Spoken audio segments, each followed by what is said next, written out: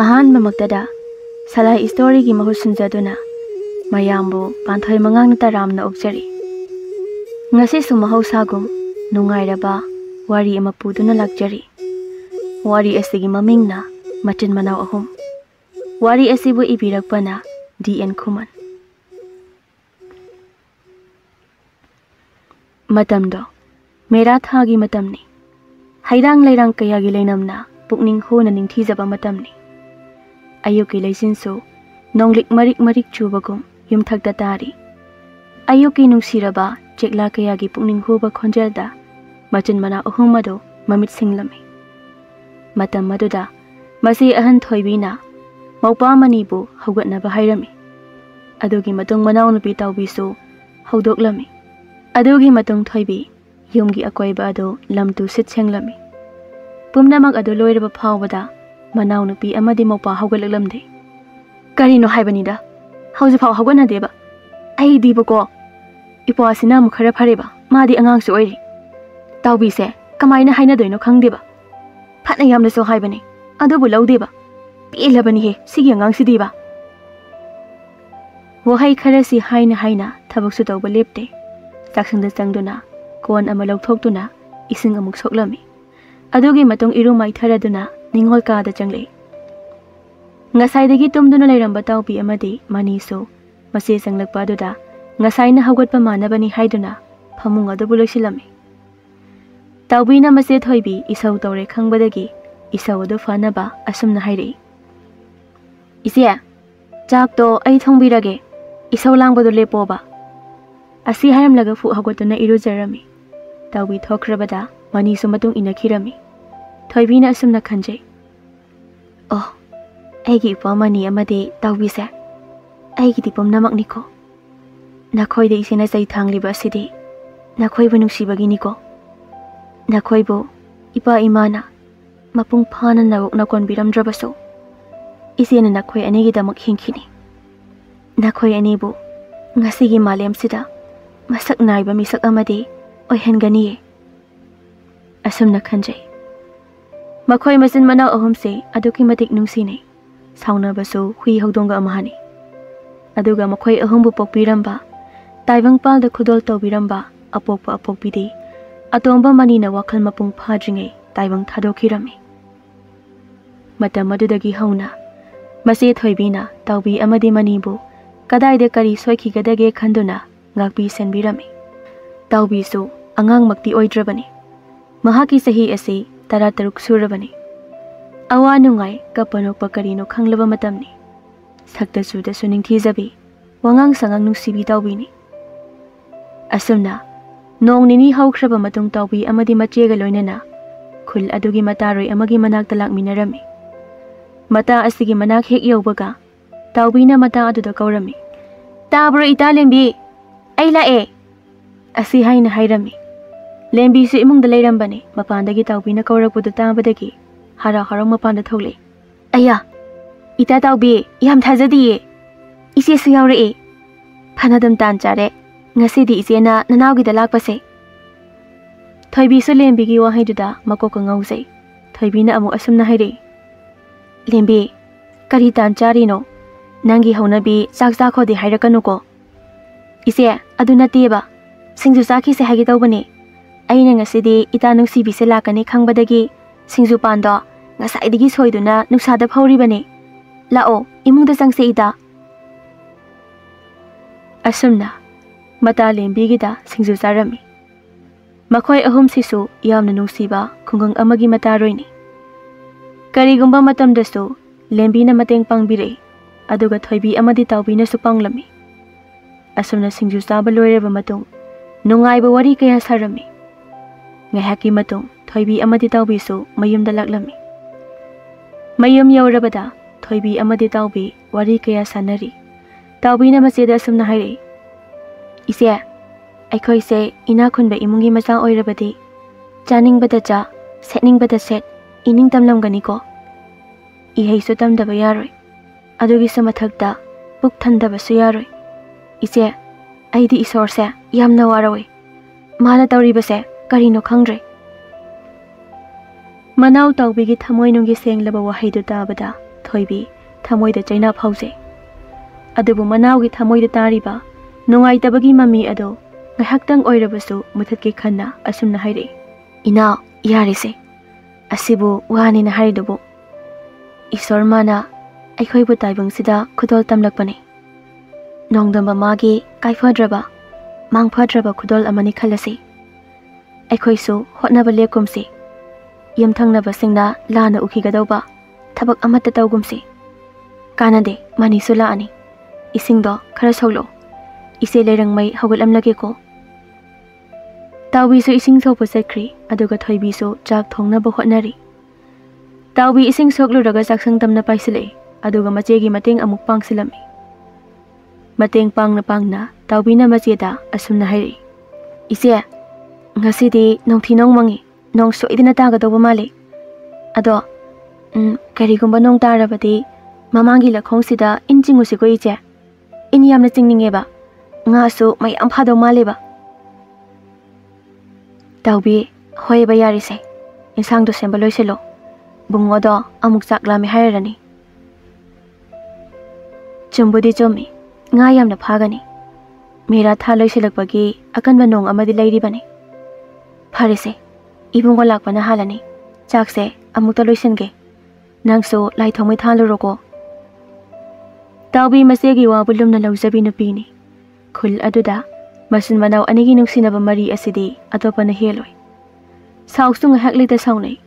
Nungsinaba su amana ama udaba mikupta laiba ngamlamde. Karigumba asa athak ahaw athum lairabasu masun manaw humpuna chaminay. Asumna numit asigi ahing nongyayda atiya pumba amubalichin na kupsun kirami.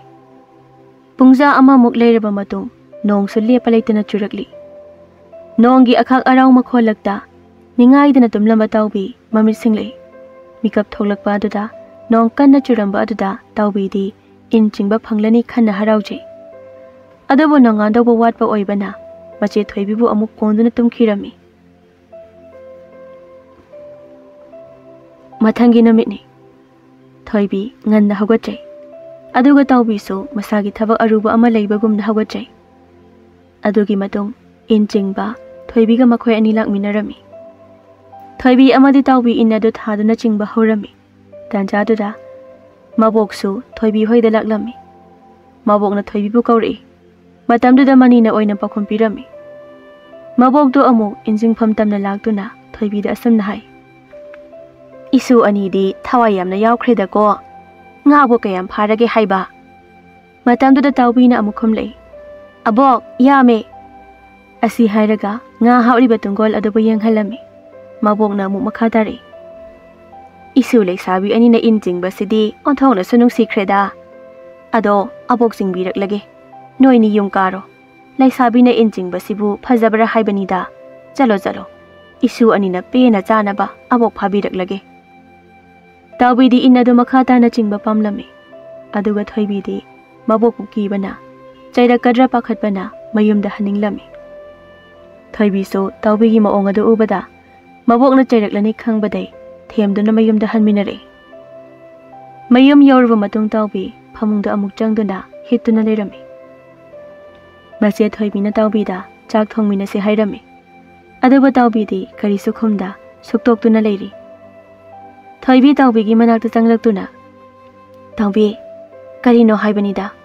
Ayuki matamse thengkhra haiba. Lao chak thongminarurase. Matam maduda Tawbina asumna hairi.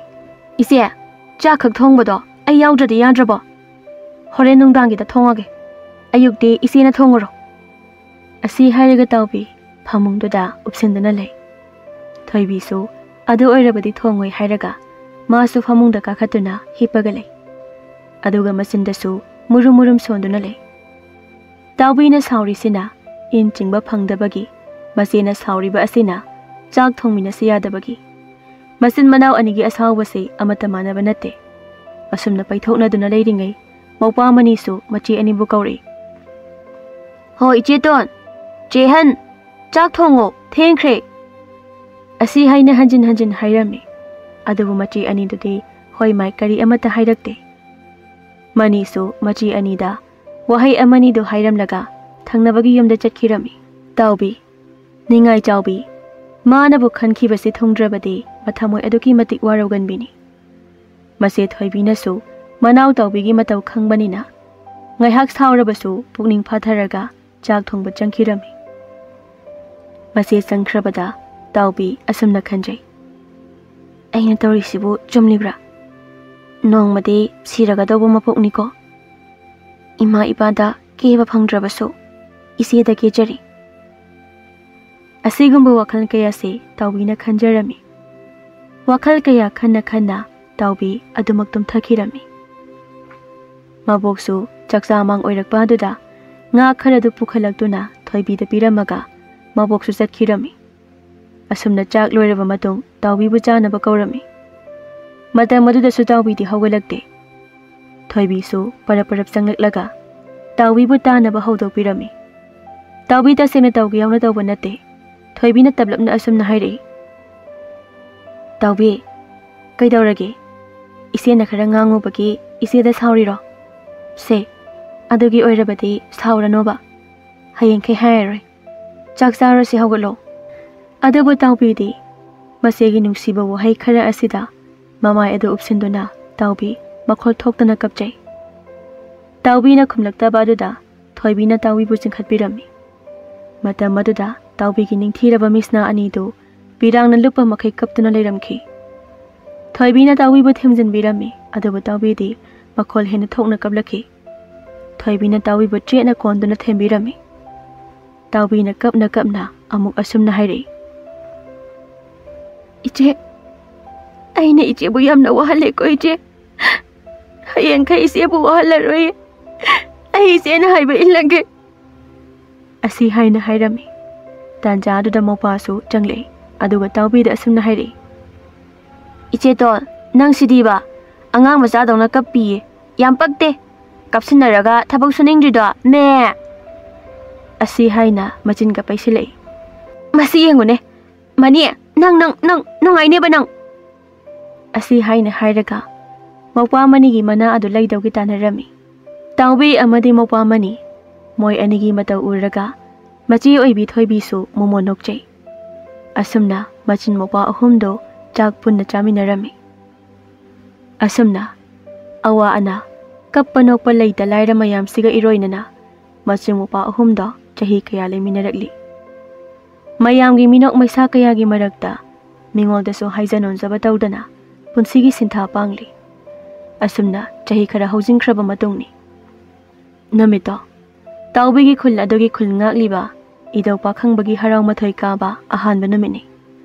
Taubi iru sengna luraba matung laibungda laktuna mapu magi maphamda thaujan kaya nijari. Pumnamak loirabada mayumda laktuna mafi marol hongdoklaba matung macheda wari kaya lirami. Iche handakti ai jagoi saba yaudoiniko aduna phanek amata leibiyo aboktagi sel kharasu hafanseba ko iche. Taubigi apamba aduma mache thoibina su hoi haina yarami. Thoibina taubida yenglaga asumna hairei. Taubi ngai khone nangbu jagoi ga saba haibro. Isena khangbadadi inaudi jagoi saba su amukta udri. Phanek tubudi isegi su leidudi abokta amu hairagumse. Ise jagoi saba se haite adu oirabasu oza amanaina tamlabadi ai jagoi saba hainiye iche. Aina wakhal tarakpadagi jagoi se yamna saningi adubu sabadi phangakte. Ado handakti ai jagoi saba yauge ko iche. Awangi ita tombisu adudai ita ton hoisu yaudoini. Moigesu nahanongma lai haraudringai hainakhrabane aduda moinasu hai. Taubi hoise inaunabu pamlabadi ado mayai lekagi jagoi oza thoinuda oina jagoi tamo. Madi jagoi tambibada thawai yauna tambibani. Ado phanek to ise subiurage chak to thongdo amoko ise so hayengdei phi saba hawradoini. Wahai khara si hairamlaga mache thoibi upuda yauriba phanek ado puduna mamangi bukri tamna chatkirami. Inkhalakba oibagi nungaiba haibado mache thoibigi mafamdadi phangjaramde. Asumna phanek adu surami ꯇꯥꯎꯕꯤꯁꯨ ꯆꯥꯛꯁꯪꯗ ꯆꯥꯛ ꯑꯗꯨꯕꯨ ꯈꯣꯏꯗꯥꯅ ꯊꯣꯡꯖꯩ꯫ ꯇꯥꯟꯖꯥ ꯑꯗꯨꯗ ꯃꯧꯄꯥ ꯃꯅꯤꯁꯨ ꯃꯆꯦ ꯇꯥꯎꯕꯤꯒꯤ ꯃꯅꯥꯛꯇ ꯆꯪꯂꯛꯇꯨꯅ ꯑꯁꯨꯝꯅ ꯍꯥꯏꯔꯛꯏ꯫ ꯆꯦꯇꯣꯟ, ꯆꯥꯛ ꯂꯣꯏꯗ꯭ꯔꯤꯕꯣ? ꯂꯣꯏꯗ꯭ꯔꯤꯌꯦ, ꯆꯥꯛ ꯂꯥꯝꯃꯕꯣ? ꯆꯦꯇꯣꯟ, ꯆꯥꯛ ꯆꯥꯕꯒꯤ ꯃꯇꯝꯁꯤꯕꯨ ꯉꯜꯂꯤꯕ꯭ꯔꯣ? ꯍꯌꯦꯡ ꯅꯌꯨꯝꯒ ꯄꯥꯜꯂꯗꯤ ꯆꯟꯅꯔꯔꯣꯏ꯫ ꯌꯥꯍꯧꯅ ꯊꯦꯡꯉꯤꯕ, ꯐꯖꯕꯤꯅ ꯁꯥꯔꯤꯕ ꯄꯛꯇ꯭ꯔꯦ꯫ ꯏꯕꯨꯡꯉꯣ, ꯈꯥꯕꯩꯁꯦ ꯆꯥꯅꯤꯡꯗ꯭ꯔꯗꯤ ꯃꯄꯥꯟꯗ ꯊꯣꯛꯈ꯭ꯔ ꯆꯠꯂꯣ, ꯈꯟꯅꯐ ꯌꯥꯝ ꯊꯤꯔꯛꯀꯅꯣ꯫ ꯑꯗꯨꯕꯨ ꯃꯅꯤꯗꯤ ꯍꯦꯟꯅꯗꯨꯝ ꯃꯆꯦꯇꯣꯟꯗ ꯂꯛꯅꯔꯝꯃꯤ꯫ ꯇꯥꯎꯕꯤꯁꯨ ꯁꯥꯎꯅꯤꯡꯕꯣꯏ ꯀꯔꯤꯕꯣꯏ ꯆꯐꯨ ꯃꯍꯤ ꯍꯥꯎꯈꯤꯕꯒꯤ ꯑꯔꯦꯝꯕ ꯏꯁꯤꯡꯗꯨ ꯃꯅꯤꯗ ꯍꯩꯖꯤꯜꯂꯛꯏ꯫ ꯃꯅꯤꯁꯨ ꯁꯥꯎꯕꯗꯒꯤ ꯃꯆꯦꯗ ꯑꯃꯨꯛ ꯏꯁꯤꯡ ꯍꯩꯖꯤꯜꯂꯝꯃꯤ꯫ ꯑꯗꯨꯝꯅ ꯇꯧꯕ ꯑꯗꯨꯗ ꯆꯥꯛꯁꯪ ꯑꯗꯣ ꯏꯁꯤꯡꯅ ꯄꯨꯡꯇꯥꯎ ꯇꯧꯔꯝꯃꯤ꯫ ꯃꯈꯣꯏ ꯑꯅꯤꯅ ꯁꯥꯎꯕꯒꯤ ꯉꯥꯡꯅꯔꯤꯕ ꯑꯗꯨ ꯃꯃꯥꯡ ꯄꯨꯈ꯭ꯔꯤꯗ ꯐꯤ ꯁꯨꯔꯤꯕ ꯊꯣꯏꯕꯤꯅ ꯇꯥꯔꯝꯃꯤ꯫ ꯊꯣꯏꯕꯤꯁꯨ ꯄꯥꯈꯠꯅ ꯏꯃꯨꯡ ꯇꯝꯅ ꯆꯪꯂꯛꯏ꯫ ꯏꯃꯨꯡ ꯍꯦꯛ ꯌꯧꯕꯒ ꯑꯣꯏꯔꯝꯂꯤꯕ ꯐꯤꯕꯝ ꯑꯗꯨ ꯎꯕꯗ ꯊꯣꯏꯕꯤ ꯄꯤꯡ ꯂꯥꯎꯈ꯭ꯔꯦ꯫ ꯑꯗꯨꯅ ꯁꯥꯎꯔꯛꯏ ꯃꯍꯥꯛ꯫ ꯇꯥꯎꯕꯤ, ꯃꯅꯤ, ꯀꯔꯤꯅꯣ ꯍꯥꯏꯕꯅꯤꯗ? ꯅꯣꯏꯅꯤꯕꯨ ꯎꯅꯗ꯭ꯔꯁꯨ ꯂꯩꯕ ꯉꯝꯅꯗꯦ꯫ ꯎꯅꯔꯒꯅ ꯍꯨꯏ ꯍꯧꯗꯣꯡꯗꯤ ꯈꯔ ꯍꯦꯜꯂꯤ, ꯈꯠꯅꯗꯣꯏꯗ ꯇꯧ ꯂꯩ꯫ ꯌꯨꯝꯊꯪꯅꯕꯁꯤꯡꯅ ꯀꯔꯤ ꯈꯜꯂꯝꯒꯅꯤ? ꯃꯃꯥ ꯃꯄꯥ ꯂꯩꯇ꯭ꯔꯦ, ꯄꯨ ꯄꯥꯡ ꯁꯨꯗꯕ ꯃꯆꯥꯁꯤꯡꯅꯤ ꯍꯥꯏꯅꯈꯤꯔꯣꯏꯗ꯭ꯔꯣ? ꯄꯤꯛꯇ ꯄꯤꯛꯂꯤꯕ ꯑꯉꯥꯡꯁꯨ ꯑꯃꯠꯇ ꯅꯠꯇꯦ꯫ ꯃꯆꯦꯅ ꯍꯥꯏꯔꯛꯂꯤꯕ ꯋꯥꯍꯩ ꯑꯗꯨ ꯇꯥꯔꯨꯕꯗꯒꯤ ꯇꯥꯎꯕꯤ ꯑꯃꯗꯤ ꯃꯅꯤ ꯃꯃꯥꯏ ꯑꯗꯨ ꯂꯨꯞꯊꯗꯨꯅ ꯂꯩ꯫ ꯊꯣꯏꯕꯤꯗꯤ ꯉꯥꯡꯈꯩ ꯉꯥꯡꯉꯨꯔꯒ ꯍꯧꯅꯕ ꯇꯧꯗ ꯃꯃꯤꯠ ꯃꯤꯁꯅ ꯑꯅꯤꯃꯛ ꯄꯤꯔꯥꯡꯅ ꯄꯨꯡꯂꯨꯞ ꯂꯨꯞꯂꯝꯃꯤ꯫ ꯃꯆꯦꯅ ꯊꯃꯣꯏ ꯁꯣꯛꯅ ꯀꯞꯄ ꯎꯔꯒ ꯃꯅꯤ ꯑꯃꯗꯤ ꯇꯥꯎꯕꯤꯅ ꯃꯆꯦꯕꯨ ꯊꯦꯝꯖꯩ꯫ ꯑꯗꯨꯒ ꯃꯇꯨꯡ ꯃꯅꯥꯎꯗꯤ ꯏꯆꯦꯅ ꯁꯥꯎꯅꯕ ꯀꯞꯅꯕ ꯊꯕꯛ ꯇꯧꯔꯔꯣꯏ ꯐꯥꯎꯕ ꯍꯥꯏꯔꯝꯃꯤ꯫ ꯇꯥꯎꯕꯤ ꯑꯃꯗꯤ ꯃꯅꯤꯒꯤ ꯊꯃꯣꯏꯒꯤ ꯋꯥꯍꯩ ꯑꯗꯨ ꯇꯥꯕꯗ ꯊꯣꯏꯕꯤ ꯃꯊꯃꯣꯏ ꯑꯗꯨ ꯄꯦꯟꯖꯩ꯫ ꯄꯨꯡꯖꯥ ꯈꯔꯒꯤ ꯃꯇꯨꯡ ꯍꯥꯎꯕ ꯍꯥꯎꯇꯕ ꯊꯤꯗꯅ ꯆꯥꯛ ꯑꯗꯨ ꯄꯨꯟꯅ ꯆꯥꯔꯝꯃꯤ꯫ ꯑꯗꯨꯒꯤ ꯃꯇꯨꯡ ꯃꯧꯄꯥ ꯃꯅꯤꯗꯤ ꯃꯍꯩ ꯇꯝꯕ ꯆꯠꯈ꯭ꯔꯦ꯫ ꯅꯨꯡꯗꯥꯡ ꯋꯥꯏꯔꯝꯒꯤ ꯃꯇꯝꯅꯤ꯫ ꯅꯨꯃꯤꯠꯅ ꯆꯤꯡꯌꯥ ꯌꯧꯔꯛꯄ ꯃꯇꯝꯗꯅꯤ ꯇꯥꯎꯕꯤꯒꯤ ꯃꯇꯥ ꯑꯅꯤ ꯇꯣꯟ ꯑꯃꯗꯤ ꯇꯣꯝꯕꯤꯁꯨ ꯇꯥꯎꯕꯤꯒꯤ ꯃꯅꯥꯛꯇ ꯂꯥꯛꯂꯝꯃꯤ꯫ ꯑꯗꯨꯒ ꯃꯆꯦ ꯊꯣꯏꯕꯤ ꯌꯥꯎꯅ ꯃꯈꯣꯏ ꯃꯔꯤ ꯂꯥꯏ ꯍꯔꯥꯎꯕꯗ ꯖꯒꯣꯏ ꯁꯥꯕꯒꯤ ꯋꯥꯔꯤ ꯁꯥꯟꯅꯔꯤ꯫ ꯇꯣꯝꯕꯤꯅ ꯑꯁꯨꯝꯅ ꯍꯥꯏꯔꯛꯏ꯫ ꯏꯆꯦ ꯊꯣꯏꯕꯤ, ꯍꯟꯗꯛꯇꯤ ꯑꯩꯈꯣꯏꯒꯤ ꯏꯇꯥ ꯇꯥꯎꯕꯤꯁꯨ ꯖꯒꯣꯏ ꯁꯥꯕ ꯌꯥꯎꯅꯕ ꯍꯥꯏꯅꯕꯅꯦ꯫ ꯖꯒꯣꯏꯁꯨ ꯅꯨꯃꯤꯠ 6ꯅꯤ ꯈꯛꯇꯅꯦ ꯇꯝꯗꯣꯏꯁꯦ꯫ ꯑꯗꯨꯒꯤ ꯃꯇꯨꯡ 4ꯅꯤ ꯁꯨꯕ ꯅꯨꯃꯤꯠꯇꯅ ꯑꯩꯈꯣꯏꯒꯤ ꯖꯒꯣꯏ ꯎꯠꯀꯗꯧꯕꯅꯦ꯫ ꯍꯣꯏ, ꯑꯗꯣ ꯅꯣꯏꯅꯤꯗꯤ ꯑꯃꯨꯛ ꯈꯔ ꯐꯔꯦ꯫ ꯇꯥꯎꯕꯤꯗꯤ ꯀꯔꯤꯁꯨ ꯍꯩꯇ꯭ꯔꯤ, ꯑꯍꯥꯟꯕꯁꯨ ꯑꯣꯏꯔꯤꯅꯤ꯫ ꯑꯗꯣ ꯅꯣꯏ ꯑꯅꯤꯅ ꯃꯥꯕꯨ ꯈꯔ ꯀꯟꯅ ꯇꯝꯕꯤꯌꯨꯀꯣ꯫ ꯐꯔꯦ, ꯏꯆꯦ ꯑꯕꯣꯛ ꯍꯣꯏꯗ ꯆꯠꯂꯨꯒꯦ꯫ ꯑꯗꯣ ꯂꯥꯞꯅꯗꯤ ꯆꯠꯊꯣꯛꯈ꯭ꯔꯅꯨꯀꯣ꯫ ꯑꯁꯤ ꯍꯥꯏꯔꯝꯂꯒ ꯊꯣꯏꯕꯤ ꯃꯕꯣꯛꯀꯤ ꯃꯌꯨꯝꯗ ꯆꯠꯈꯤꯔꯝꯃꯤ꯫ ꯇꯥꯎꯕꯤꯗꯤ ꯖꯒꯣꯏ ꯁꯥꯕ ꯐꯪꯂꯅꯤ ꯈꯟꯕꯗ ꯍꯔꯥꯎꯔꯝꯃꯤ꯫ ꯇꯣꯝꯕꯤ ꯑꯃꯗꯤ ꯇꯣꯟꯅꯁꯨ ꯇꯥꯎꯕꯤꯒꯤ ꯍꯔꯥꯎꯖꯕ ꯑꯗꯨ ꯎꯔꯒ ꯃꯈꯣꯏ ꯑꯅꯤꯁꯨ ꯃꯃꯣꯟ ꯅꯣꯛꯆꯩ꯫ ꯑꯁꯨꯝꯅ ꯃꯈꯣꯏ ꯑꯍꯨꯝꯁꯨ ꯋꯥꯔꯤ ꯉꯥꯏꯍꯥꯛ ꯁꯥꯔꯕ ꯃꯇꯨꯡ ꯃꯌꯨꯝꯗ ꯍꯟꯈꯤ꯫ ꯇꯥꯎꯕꯤꯁꯨ ꯌꯨꯝꯒꯤ ꯑꯀꯣꯏꯕ ꯑꯗꯨ ꯁꯤꯠ ꯁꯦꯡꯂꯕ ꯃꯇꯨꯡ ꯃꯀꯣꯛ ꯑꯗꯨ ꯉꯥꯎꯕꯗꯒꯤ ꯐꯃꯨꯡꯗ ꯍꯤꯞꯊꯔꯝꯃꯤ꯫ ꯊꯣꯏꯕꯤꯁꯨ ꯃꯕꯣꯛꯀꯤ ꯃꯅꯥꯛ ꯌꯧꯕꯒ ꯃꯕꯣꯛꯇ ꯍꯥꯏꯔꯝꯃꯤ꯫ ꯑꯕꯣꯛ, ꯅꯁꯨ ꯂꯥꯛꯏꯌꯦ꯫ ꯏꯁꯨ ꯂꯥꯛꯄꯗꯤ ꯀꯔꯤ ꯂꯩꯔꯒꯦ? ꯑꯕꯣꯛꯀꯤꯗ ꯆꯨꯝꯅ ꯁꯨꯝ ꯀꯣꯏꯔꯛꯂꯤꯔꯣ?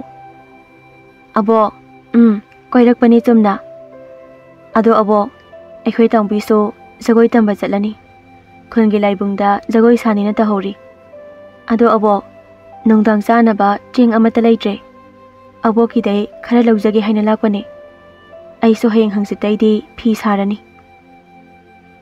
ꯊꯣꯏꯕꯤꯒꯤ ꯋꯥꯍꯩꯗꯨ ꯇꯥꯔꯨꯕꯗ ꯃꯕꯣꯛ ꯑꯗꯨ ꯃꯊꯃꯣꯏ ꯅꯧꯊꯔꯝꯃꯤ꯫ ꯑꯗꯨꯕꯨ ꯑꯍꯜ ꯑꯣꯏꯈꯤꯕꯅ ꯑꯍꯦꯟꯕ ꯃꯇꯦꯡꯗꯤ ꯄꯥꯡꯕ ꯉꯝꯖꯗꯦ꯫ ꯃꯕꯣꯛꯇꯨꯅ ꯍꯣꯏ ꯍꯥꯏꯔꯝꯂꯒ ꯏꯃꯨꯡꯗ ꯆꯪꯈꯤꯔꯝꯃꯤ꯫ ꯑꯗꯨꯒ ꯈꯥꯎ ꯑꯃꯗ ꯆꯦꯡ ꯍꯋꯥꯏ ꯈꯔ ꯄꯤꯕꯤꯔꯝꯃꯤ꯫ ꯁꯦ, ꯑꯕꯣꯛꯀꯤꯁꯨ ꯆꯦꯡꯁꯦ ꯌꯥꯝꯅ ꯂꯩꯇ꯭ꯔꯦ꯫ ꯁꯤ ꯂꯣꯏꯕꯒ ꯑꯃꯨꯛ ꯂꯥꯛꯎ꯫ ꯅꯣꯏꯁꯦ ꯑꯩꯒꯤꯗꯤ ꯏꯁꯨ ꯉꯥꯛꯇꯅꯤꯅꯦ꯫ ꯑꯕꯣꯛꯀꯤꯗ ꯂꯩꯌꯨ ꯍꯥꯏꯕꯁꯨ ꯌꯥꯗꯦ꯫ ꯐꯔꯦ, ꯅꯨꯃꯤꯠꯁꯨ ꯇꯥꯔꯛꯂꯅꯤ꯫ ꯑꯗꯨꯒꯅꯤ ꯏꯁꯨ ꯊꯣꯏꯕꯤ, ꯏꯁꯨ ꯃꯅꯤ, ꯏꯁꯨ ꯇꯥꯎꯕꯤꯒ ꯈꯠꯅ ꯆꯩꯅꯒꯅꯨꯀꯣ꯫ ꯅꯍꯥꯛꯅ ꯑꯍꯟ ꯍꯥꯏꯕꯗꯨ ꯑꯣꯏꯔꯦ꯫ ꯑꯗꯨꯅ ꯑꯉꯥꯡ ꯑꯅꯤꯗꯨꯒ ꯃꯥꯟꯅꯗꯅ ꯈꯠꯅꯒꯅꯨꯀꯣ꯫ ꯍꯣꯏ ꯑꯕꯣꯛ, ꯈꯠꯅꯔꯣꯏꯌꯦ꯫ ꯑꯗꯨꯗꯤ ꯑꯕꯣꯛ, ꯅꯁꯨ ꯑꯃꯨꯛ ꯆꯠꯂꯒꯦ꯫ ꯑꯁꯤ ꯍꯥꯏꯔꯝꯂꯒ ꯊꯣꯏꯕꯤ ꯃꯌꯨꯝ ꯇꯝꯅ ꯂꯥꯛꯂꯝꯃꯤ꯫ ꯃꯌꯨꯝ ꯌꯧꯔꯕꯗ ꯂꯩꯔꯪ ꯑꯗꯨ ꯃꯩ ꯍꯧꯒꯠꯂꯝꯃꯤ꯫ ꯑꯗꯨꯒꯤ ꯃꯇꯨꯡ ꯆꯥꯛꯁꯪꯗ ꯁꯤꯖꯤꯟꯅꯅꯕ ꯏꯁꯤꯡ ꯈꯔ ꯁꯣꯛꯂꯕ ꯃꯇꯨꯡ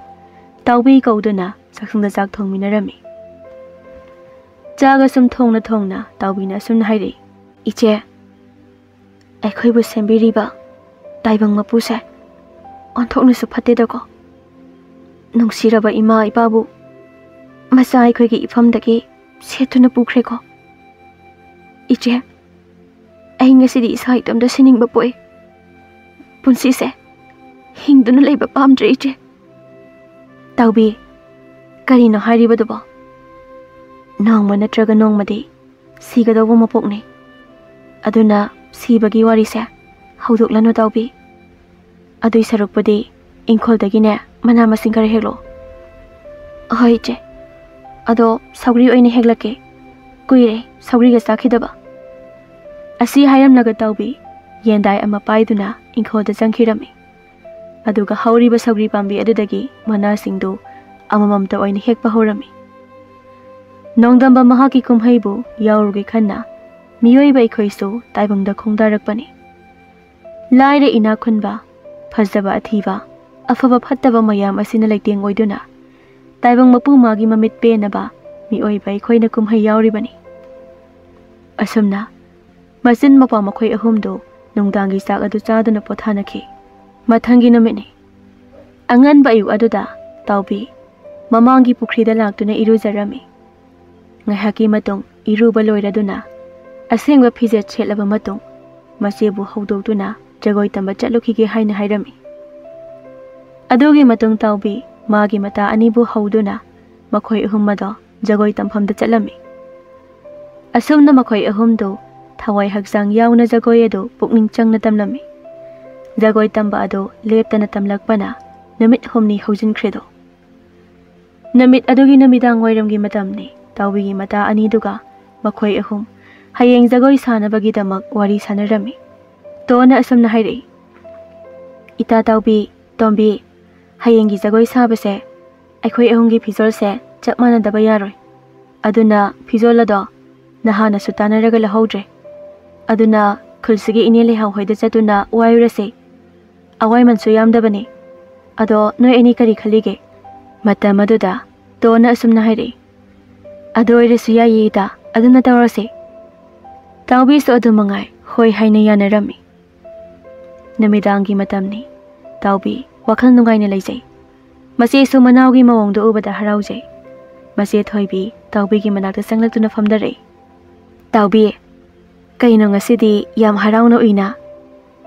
ꯀꯔꯤ ꯀꯔꯝꯕ ꯅꯨꯡꯉꯥꯏꯕ ꯊꯧꯗꯣꯛꯀ ꯊꯣꯛꯂꯒꯦ?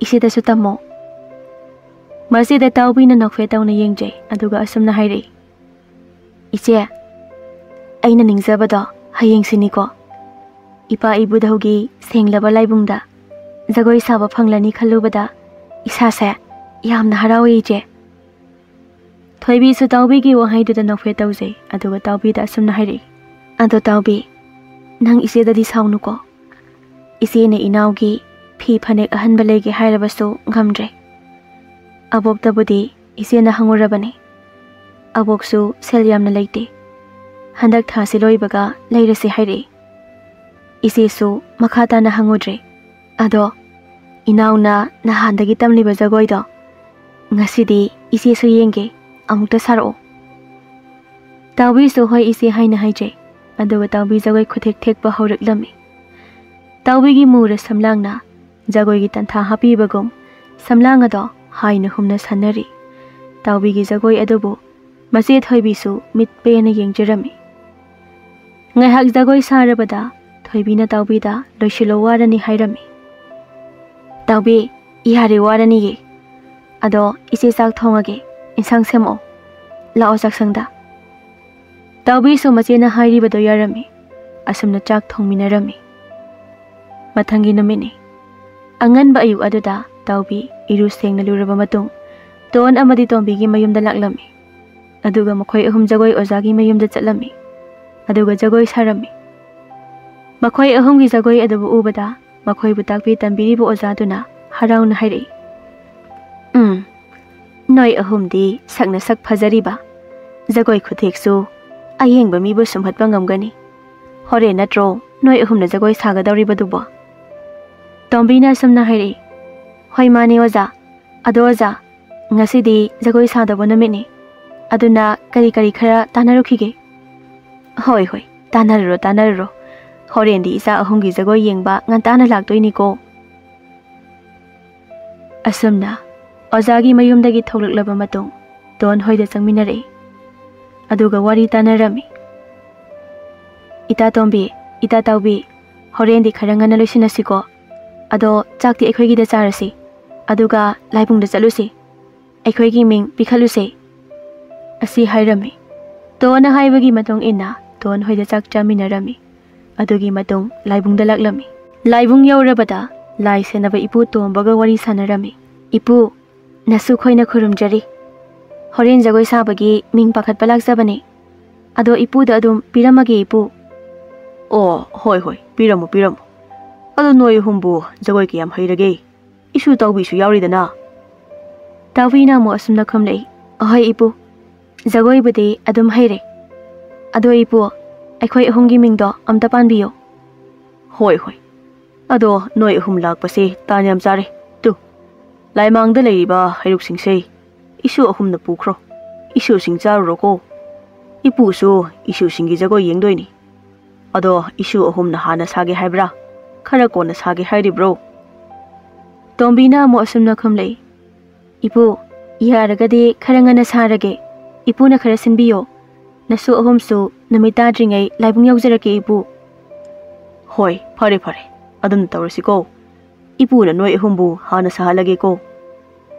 Asumna lai senariba ipu tombaga wari ngihak sarba matung mayumda halei.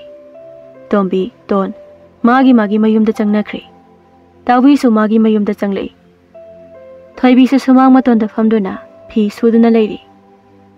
Tawbi masena phi suribadu ubadagi masegi manakta changlei. Iche, phi suriro. Hoi, surine, udro namito. Ise isau mapi. Aido laibungda chalubane. Aikhoi ahumgi ming pikhalubane. Ibu tombana hairuk supire. Ado chaka charabo. Horen jagoi sadoinina. Nasado chokthana batongnuko. Chaktu chathokluro. Iche, aidi ita ton hoida chare. Ado iche, ai horen ke naba poche khara hangbiro. Asi hairamlaga imungda changkhirami. Nungdang wairam oiraklabada Don aduga tombi di keba haunakre. Tawbi di mache lakpa ngaijari. Ha, aikhoi ise se kada yaukrabano khangdeba. Somdana namitarak tawre. Ida ani dudi keba loiramaniba. Hauzik phau laktriba sibu. As. Tawbi masinga tumthoktuna sauri. Dancha aduda mase thoibi so manauna sauramani khangbana hobe imungda senselei. Tawbi ise lae yumyai thoklo. Tawbi magi kadagi masigi khonjal taba duda yumyai thoklei. Iche ka yaurage numita bana halani. Tawbi ise na nate mi ngai na bagini. Si phawba selfie doini migi potne wairakli Inauna laibungda jagoi thokpada mayamdagi hena phaja haning bagini. Lao phamo ise na kebege se. Tawbi masegi wahai sida mabuni nungsiduna kapthore. Thoibina manabu konbirami. Se yare se pido pangmai ko thamjalo. Hayeng ise na sibada kapnabo aina thamo.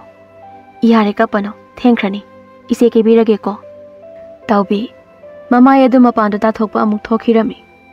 Adugi matung yumyai duda mase thoibina tawbi bo ningthina kebiba horami. Mawpa mani so masena jagoi sani haibaduda mafi marol ahanba setuna mamanaba kharaga laibungda amuk chat amuk halak tawduna leiri. Tawbi mata ton amadi tombi di keba loiraduna tawbi bo hawulaklami. Amarom da tawbi di keba loidri. Masena manaw bu phajanabani haiduna makhal kayagi leite tawbi da haplami. Dancha da tombi na tawbi bu loidri bro haina hairi. Tawbi na asumna hairi. Ita tombi chango loidawre khara thengdokre. Tombi amasung ton imungda changlaktuna mase thoibina keri bado yenglami. Ngehaki matung tawbi su keba loirami. Keba loiraba duda moi ahumdi laibungda chanaba thokhirami. Namina chingya yaurakpagi ngangarnaba machuna yaibada lairembigi machagum ningthise. Makhoi ahumna lambida lakpu ubada khungi mioi singna laigi machabu male haina hairaklami. Asumna makhoi ahum laibung yaurami.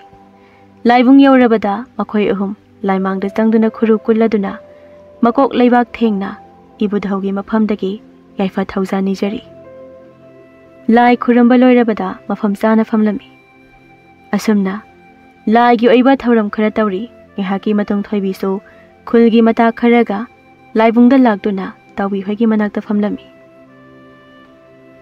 pungja kharagi matung tawi hoigi jagoi sanaba kauthoraklami tawi di ahanbo oibana mihulgi khongjal suyangli asumna laibung maya yaurabada tilliba miyamda makhut lonaduna khurumjai adugi matung jagoi saba horaklami mathot karakpagi phajabasidi khoyum laina phaukalai hainaribani makhoi ahumna laibung mayaida jagoi sathe ulakpa matamda tillamba mi oi pumba tumina jagoi adabu yengli nupa pakhang kayasu makhoi ahumgi jagoi du yengluraga londuna thamlamba thamoi gi thongbu haunaba tawdana thamoi thong hangjaribani yengbada mitpham hongba naidraba makhoi ahumgi phajaba sakphamda tilliba miyam pumba maya umsinba kaunakre asumna mikup khara jagoi sarba matung jagoi loirami makhoi ahumgi jagoi loikhrabada tilliba miyam pumbana khuba khuduna puning thogat pirami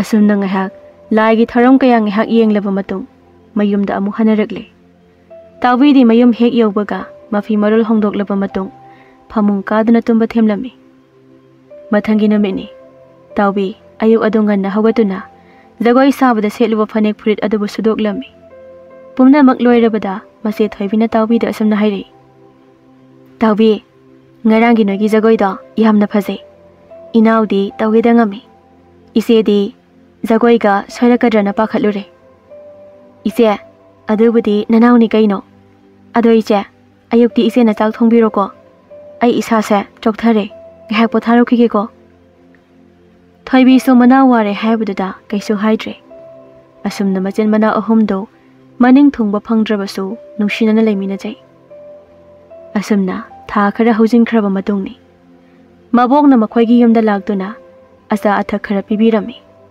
thoibi phi kana sari tawi di hiptuna leirami thoibi na tawi ba hodore tawi numita daure sam hiptuna leiribadubo nasa sokpatare pukri dagi ising khara sokluro tawi masena hodorakpadada hogalami nungdangi matamni tawi na asumna hairi ise aikhoi mani se aidi yamna nungsi mabu udrabadi leiba ngamde magi punsi so ningbadi thongdre ko ije tawi kaino haidubo kaisu khalunu se ise so phi sari sidi sidagi phanglakpa sel kharasina adum yana batawrase mani so masi anigi manakta changlaktuna famdare aduga asumna haire jeton aisu isi ani bunungshi isi aniga leminari khai aigi ningba thongkini ado nong nini leiraga amta koiba chaluseba koije maupa mani gi wafam ado mache thoibina hoi haire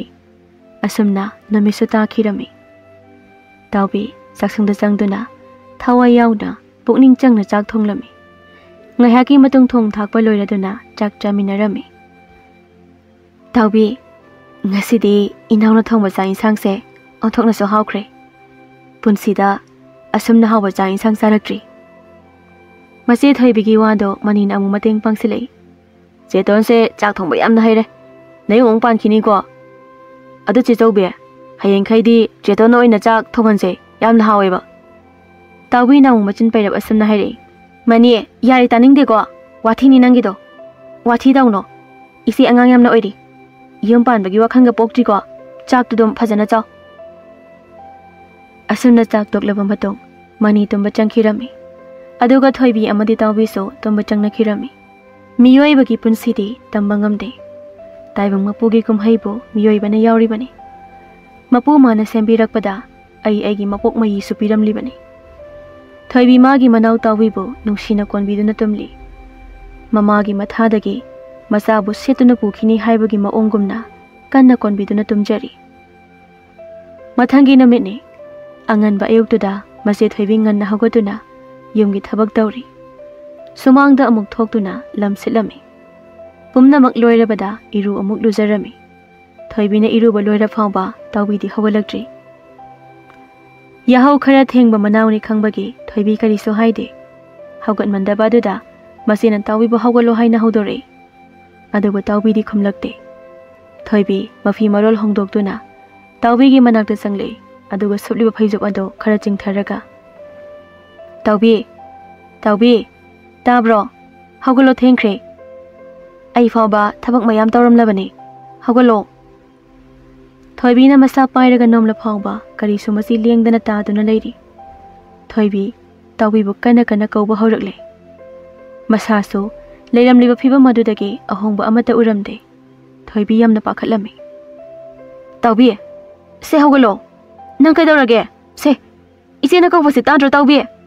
ꯍꯧꯒꯠꯂꯣ꯫ ꯑꯗꯨꯕꯨ ꯇꯥꯎꯕꯤꯗꯤ ꯄꯥꯎꯈꯨꯝ ꯄꯤꯔꯛꯈꯤꯗ꯭ꯔꯦ꯫ ꯊꯣꯏꯕꯤ ꯃꯁꯥ ꯑꯗꯨ ꯇꯧꯐꯝ ꯈꯪꯖꯔꯝꯗꯦ꯫ ꯇꯥꯎꯕꯤꯕꯨ ꯆꯤꯡꯈꯠꯂꯤ ꯑꯗꯨꯕꯨ ꯇꯥꯎꯕꯤꯗꯤ ꯎꯏꯁꯤꯜꯂꯤꯕ ꯃꯤꯠ ꯑꯗꯨ ꯄꯥꯡꯊꯣꯔꯛꯇꯦ꯫ ꯃꯁꯥ ꯑꯗꯨ ꯐꯤꯕꯝ ꯀꯥꯏꯗꯅ ꯂꯩꯔꯝꯃꯤ꯫ ꯊꯣꯏꯕꯤ ꯀꯟꯅ ꯀꯟꯅ ꯀꯞꯄ ꯍꯧꯔꯛꯂꯝꯃꯤ꯫ ꯇꯥꯎꯕꯤ, ꯅꯪ ꯀꯩꯗꯧꯔꯒꯦ ꯍꯥꯏꯕ? ꯁꯦ, ꯃꯤꯠ ꯄꯥꯡꯉꯣ꯫ ꯇꯥꯎꯕꯤ, ꯁꯦꯕ, ꯏꯆꯦꯅ ꯀꯧꯔꯤꯕꯁꯦ ꯇꯥꯗ꯭ꯔꯕꯣ ꯇꯥꯎꯕꯤ? ꯁꯦ, ꯃꯤꯠ ꯄꯥꯡꯉꯣ ꯇꯥꯎꯕꯤ, ꯏꯆꯦꯅ ꯀꯧꯔꯤꯁꯦ ꯇꯥꯗ꯭ꯔꯣ? ꯃꯆꯦ ꯊꯣꯏꯕꯤꯅ ꯀꯟꯅ ꯀꯟꯅ ꯀꯞꯂꯛꯄ ꯑꯁꯤꯗ ꯃꯧꯄꯥ ꯑꯃꯅꯤꯁꯨ ꯆꯪꯂꯛꯏ꯫ ꯆꯦꯇꯣꯟ, ꯆꯦꯇꯣꯟ ꯀꯩꯗꯧꯔꯒꯦ? ꯆꯦꯇꯣꯟ, ꯀꯩꯗꯧꯔꯒꯦꯕ? ꯃꯧꯄꯥꯁꯨ ꯌꯥꯎꯅ ꯀꯟꯅ ꯀꯞꯂꯛꯄ ꯑꯗꯨꯗ ꯊꯪꯅꯅ ꯂꯩꯔꯤꯕ ꯌꯨꯝꯒꯤ ꯃꯤꯑꯣꯏ ꯑꯃꯅꯤꯁꯨ ꯊꯣꯏꯕꯤ ꯍꯣꯏꯗ ꯂꯥꯛꯏ꯫ ꯃꯕꯣꯛꯁꯨ ꯊꯣꯏꯕꯤꯅ ꯀꯞꯄ ꯑꯗꯨ ꯇꯥꯕꯗꯒꯤ ꯍꯥꯊꯨ ꯍꯥꯊꯨ ꯂꯥꯛꯂꯝꯃꯤ꯫ ꯊꯣꯏꯕꯤ ꯀꯔꯤ ꯇꯧꯒꯅꯤ ꯇꯧꯐꯝ ꯈꯪꯈꯤꯗ꯭ꯔꯦ꯫ ꯑꯉꯥꯎꯕꯤ ꯍꯥꯏꯕꯗꯨ ꯑꯣꯏꯈ꯭ꯔꯦ꯫ ꯇꯥꯎꯕꯤꯅ ꯇꯨꯃꯤꯟꯅ ꯂꯩꯈꯤꯕ ꯑꯁꯤꯗ ꯊꯣꯏꯕꯤ ꯊꯃꯣꯏ ꯃꯆꯦꯠ ꯃꯆꯦꯠ ꯇꯥꯅ ꯀꯥꯏꯈꯤꯔꯝꯃꯤ꯫ ꯃꯕꯣꯛꯁꯨ ꯆꯪꯂꯛꯇꯨꯅ ꯃꯁꯨ ꯅꯨꯄꯤꯕꯨ ꯀꯧꯖꯩ ꯑꯗꯨꯕꯨ ꯈꯨꯝꯂꯛꯈꯤꯗ꯭ꯔꯦ꯫ ꯃꯁꯨ ꯇꯥꯎꯕꯤꯒꯤ ꯄꯨꯟꯁꯤꯒꯤ ꯋꯥꯔꯤ ꯂꯣꯏꯈ꯭ꯔꯦ꯫ ꯇꯥꯎꯕꯤꯒꯤ ꯊꯋꯥꯏꯒ ꯍꯛꯆꯥꯡꯒ ꯂꯥꯞꯅꯔꯦ ꯍꯥꯏꯕ ꯍꯧꯖꯤꯛꯇꯤ ꯈꯪꯅꯔꯦ꯫ ꯇꯥꯎꯕꯤ ꯇꯥꯏꯕꯪꯒꯤ ꯂꯤꯂꯥ ꯌꯥꯎꯕ ꯂꯣꯏꯈ꯭ꯔꯦ꯫ ꯅꯣꯡꯗꯝꯕ ꯃꯥꯅ ꯃꯆꯤꯟ ꯃꯅꯥꯎ ꯑꯍꯨꯝꯕꯨ ꯁꯦꯠꯅ ꯈꯥꯏꯅꯍꯟꯕꯤꯔꯦ꯫ ꯊꯣꯏꯕꯤ ꯀꯞꯅ ꯀꯞꯅ ꯅꯣꯡꯗꯝꯕ ꯃꯥꯕꯨ ꯄꯦꯟꯗꯅ ꯆꯩꯖꯩ꯫ ꯀꯔꯝꯅꯗꯤ ꯄꯦꯜꯂꯨꯅꯤ? ꯆꯍꯤ ꯅꯧꯔꯤꯕꯤ ꯂꯩꯈꯣꯛꯇꯒꯤ ꯁꯥꯜꯂꯛꯄꯗ ꯉꯥꯏꯔꯤꯕꯤ ꯅꯧꯔꯤꯕꯤ ꯂꯩꯔꯥꯡꯕꯨ ꯂꯩꯈꯣꯛꯇꯒꯤ ꯃꯤꯅꯨꯡꯁꯤ ꯂꯩꯇꯅ ꯃꯄꯨ ꯃꯥꯅ ꯁꯦꯠꯇꯨꯅ ꯄꯨꯕꯤꯔꯤ꯫ ꯃꯧꯄꯥ ꯑꯃꯅꯤꯁꯨ ꯀꯞꯄ ꯅꯠꯇꯅ ꯎꯄꯥꯏ ꯂꯩꯖꯗꯦ꯫ ꯃꯈꯣꯏ ꯑꯍꯨꯝ ꯈꯛꯇ ꯂꯩꯖꯕꯁꯤꯗ ꯑꯃꯨꯛꯁꯨ ꯀꯥꯏꯅꯔꯕꯅꯤꯀꯣ꯫ ꯃꯃꯥ ꯃꯄꯥ ꯂꯩꯔꯝꯕ ꯑꯣꯏꯔꯕꯗꯤ ꯈꯔꯁꯨ ꯐꯔꯝꯒꯅꯤ꯫ ꯃꯃꯥ ꯃꯄꯥ ꯌꯥꯎꯗ ꯋꯥꯅ ꯂꯩꯃꯤꯟꯅꯔꯛꯄ ꯃꯆꯤꯟ ꯃꯅꯥꯎ ꯑꯍꯨꯝꯗꯨꯗꯒꯤ ꯇꯥꯎꯕꯤꯗꯤ ꯁꯦꯠꯇꯨꯅ ꯄꯨꯕꯤꯈ꯭ꯔꯦ꯫ ꯈꯨꯟꯖꯥ ꯃꯌꯥꯝꯅ ꯊꯣꯏꯕꯤ ꯑꯃꯗꯤ ꯃꯅꯤꯕꯨ ꯊꯦꯝꯖꯤꯟꯕꯤꯔꯤ꯫ ꯊꯣꯏꯕꯤꯗꯤ ꯑꯉꯥꯎꯕꯤ ꯍꯥꯏꯕꯗꯨ ꯑꯣꯏꯔꯕꯅꯤ꯫ ꯃꯁꯝ ꯃꯅꯥ ꯏꯐꯥ ꯐꯥꯈꯩ, ꯈꯣꯟꯖꯦꯜ ꯑꯗꯨꯁꯨ ꯃꯈꯣꯜ ꯊꯣꯛꯆꯗ꯭ꯔꯦ, ꯀꯞꯄ ꯍꯦꯟꯈꯤꯕꯅ꯫ ꯁꯣꯟꯊꯥꯡꯅꯕ ꯈꯣꯟꯖꯦꯜꯗ ꯃꯅꯥꯎ ꯇꯥꯎꯕꯤꯕꯨ ꯀꯧꯖꯩ꯫ ꯇꯥꯎꯕꯤ, ꯅꯪꯕꯨ ꯏꯆꯦꯒ ꯃꯅꯤꯒꯁꯤꯕꯨ ꯅꯨꯡꯁꯤꯗ꯭ꯔꯕꯣ? ꯏꯆꯦꯕꯨ ꯊꯥꯗꯣꯛꯇꯨꯅ ꯆꯠꯂꯤꯕ ꯀꯔꯤꯒꯤꯅꯣ ꯇꯥꯎꯕꯤ? ꯅꯪ ꯑꯃꯨꯛꯇꯗꯤ ꯍꯜꯂꯛꯈꯣꯕ ꯇꯥꯎꯕꯤ, ꯏꯆꯦ ꯌꯥꯝꯅ ꯋꯥꯔꯦ꯫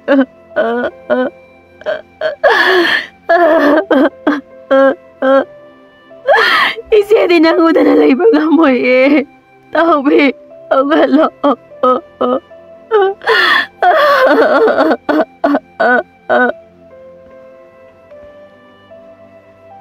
ꯊꯣꯏꯕꯤ ꯀꯞꯄ ꯍꯦꯟꯈꯤꯕꯅ ꯃꯁꯥ ꯑꯗꯨ ꯋꯥꯟꯗꯔꯝꯃꯤ꯫ ꯃꯌꯥꯝ ꯆꯪꯗꯨꯅ ꯏꯁꯤꯡ ꯑꯃꯨꯛ ꯊꯥꯔꯝꯃꯤ꯫ ꯑꯗꯨꯝꯅ ꯈꯨꯜ ꯑꯗꯨꯒꯤ ꯑꯍꯜ ꯂꯃꯟ ꯃꯌꯥꯝ ꯑꯃ ꯂꯥꯛꯇꯨꯅ ꯃꯆꯤꯟ ꯃꯧꯄꯥꯕꯨ ꯊꯦꯝꯕꯤꯔꯝꯃꯤ꯫ ꯄꯨꯡꯖꯥ ꯈꯔꯒꯤ ꯃꯇꯨꯡ ꯍꯧꯅꯕꯤ ꯃꯇꯨꯡ ꯏꯟꯅ ꯊꯋꯥꯏ ꯌꯥꯎꯗ꯭ꯔꯕ ꯇꯥꯎꯕꯤꯒꯤ ꯍꯛꯆꯥꯡ ꯑꯗꯨꯕꯨ ꯃꯄꯨꯒꯤ ꯂꯩꯀꯣꯜꯗ ꯏꯪꯅ ꯆꯤꯛꯅ ꯂꯩꯔꯨꯅꯕ ꯂꯩꯔꯣꯜ ꯆꯟꯈꯤꯔꯝꯃꯤ꯫